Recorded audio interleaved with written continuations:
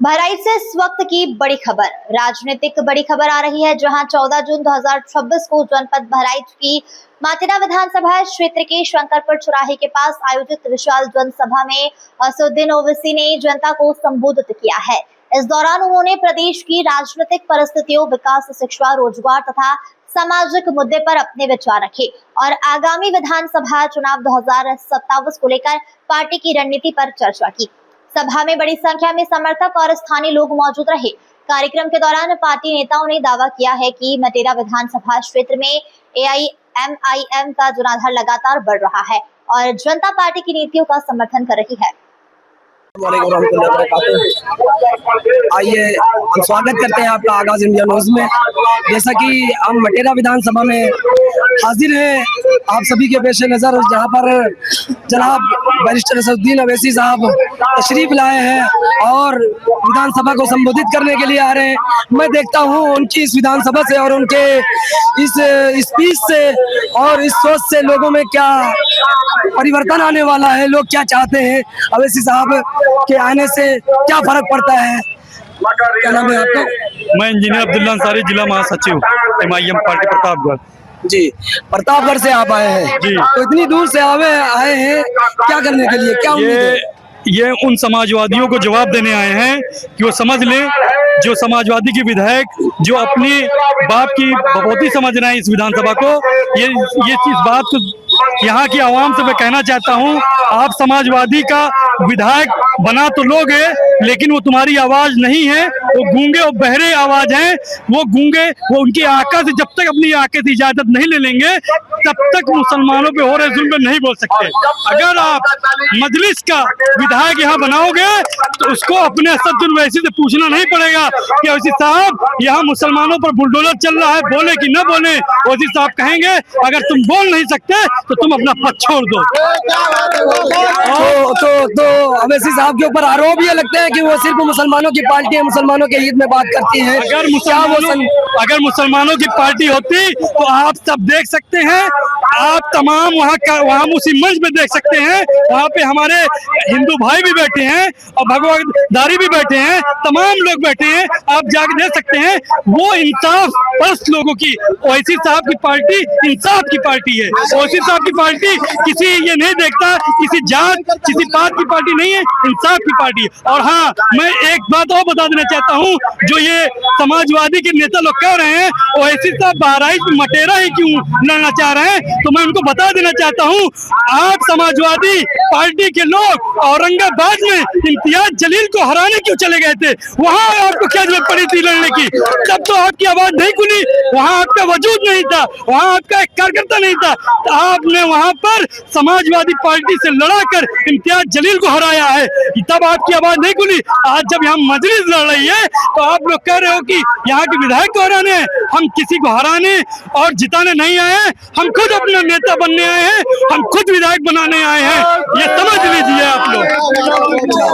तो आरोप ये लगते हैं कि ओवैसी साहब जहाँ जाते हैं वहाँ बीजेपी जीत जाती है, क्या मतलब है? मेरे भाई, बीजेपी जीत जाए या हार जाए इसका ठेका हम नहीं लिए हैं। ये जो समाजवादी कांग्रेस, जो सपा बसपा के तमाम जो सेकुलर जो नेता बने हैं, आप देख लीजिए, जब बंगाल का इलेक्शन हुआ ममता हार गई, उनके बड़े बड़े जो नेता थे आज बीजेपी के चौखट पे जाके बैठे हैं।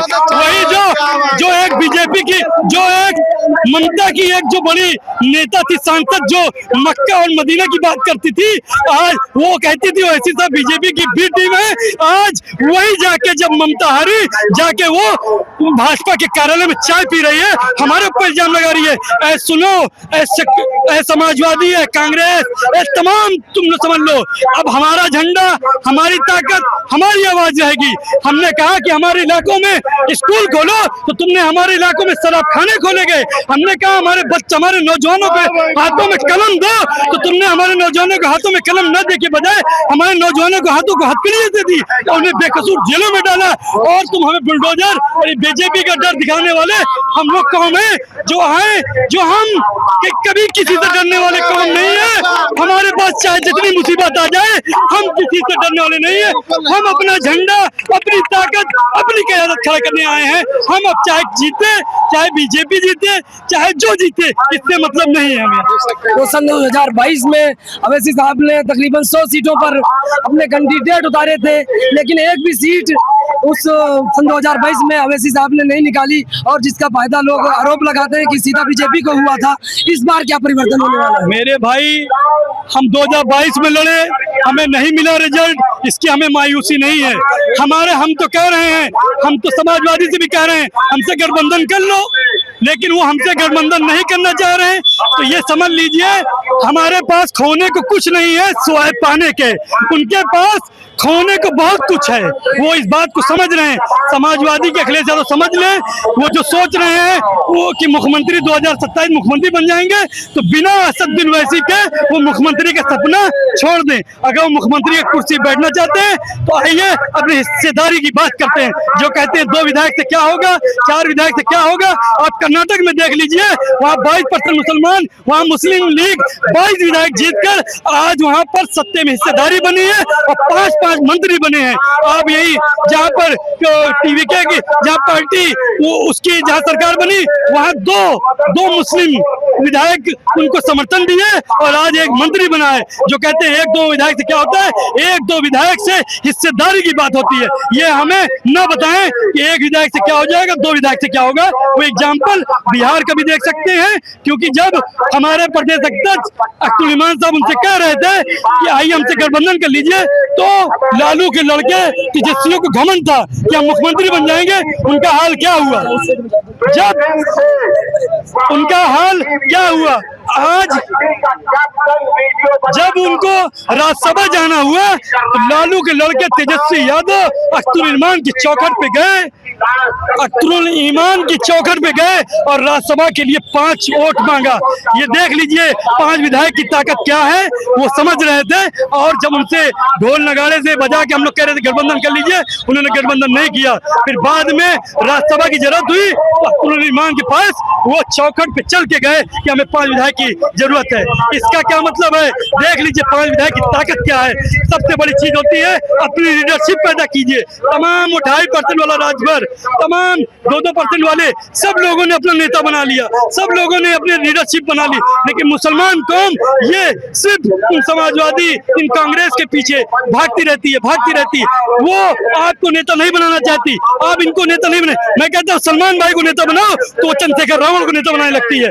अब मैं कहता हूँ आसिफ भाई को नेता बनाओ तो राहुल गांधी को नेता बनाने लगती है। अरे हम बनाएंगे तो सलमान भाई को नेता बनाएंगे, हम बनाएंगे तो अशफाक भाई को नेता बनाएंगे, हम बनेंगे, खुद नेता बनेंगे। अब तुम्हें नेता बनाने की, अब ये नौजवान जाग चुका है, अब तुम्हें नेता बनाना। तो हम आगाज इंडिया से बोल रहे हैं, तो आपसे आप क्या कहना चाहेंगे? कुछ कहना चाहेंगे जी? आप क्या कहना चाहेंगे? क्या नाम है आपका? मेरा नाम नूर मोहम्मद है, मैं गोंडा से आया हूँ। गोंडा से आए हैं जी, मैं गोंडा से आया हूँ। कहना चाहेंगे जी, इस बार कुछ परिवर्तन दिखेगा? बिल्कुल दिखेगा, बिल्कुल दिखेगा। भाई हमारा इरादा यही है, हम सब का इरादा यही है। जो एक ऐसा ही ये शेर है जो ना हिंदू मुस्लिम नहीं करता है, हिंदू मुस्लिम ये नहीं करता है, इसके अंदर सिर्फ इंसानियत है। हम लोगों का सिर्फ एक नारा है, सारे जहां से अच्छा हिंदुस्तान हमारा। हम हिंदू मुस्लिम नहीं करते। और आज तक अभी तक जितने नेता आए हैं, अगर वो नेता आए हैं तो वो हिंदू और मुस्लिम करते रहे। मुसलमानों के लिए उन्होंने कोई हक के लिए आवाज उठाया ही नहीं है।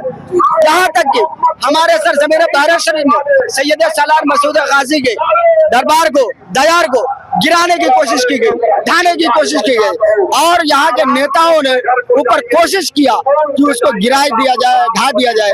लेकिन अल्लाह उसके रसूल का इतना बड़ा एहसान है, फजल करम है, और हमारे बीच असदुद्दीन ओवैसी जैसे शेर नेता मौजूद है, जिसको आज के डेट में कहा जाता है असदुद्दीन ओवैसी, जिसका माना ही हुआ दीन का शेर। असद का माना है शेर और दीन मतलब दीन का शेर। अब मुसलमान अगर ना जागे तो गलती मुसलमान की है। चलिए ठीक है। तो आप देख रहे थे द आगाज इंडिया न्यूज और मटेरा विधानसभा से मोहम्मद जुनैद की न्यूज से।